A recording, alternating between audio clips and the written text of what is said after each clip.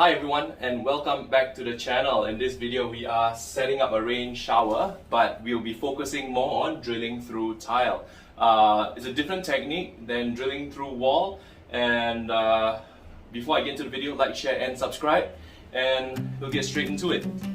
Tile drilling. So I've marked out my holes. This existing one, we're going to be patching that later. Here's my marking. So when you're drilling tile, you want to be using something like this. This is a tile bit. It's a little arrowhead and it has a few flutes. It comes in different designs, but you want to get something for tile. Please, please, please!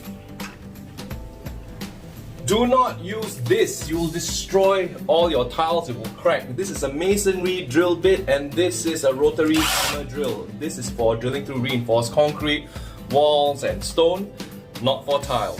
Think of tile as glass and you want to start cutting away gently at the tile. So go and get yourself a tile bit. That's what I've got. Okay, you don't really need to use water, but what you want to do is a bit of speed and a bit of pressure. You can use a regular drill, and please do not use the hammer function. So we have our marking and we have our drill bit. Okay, set it to drill function. Just line them up, press and cut.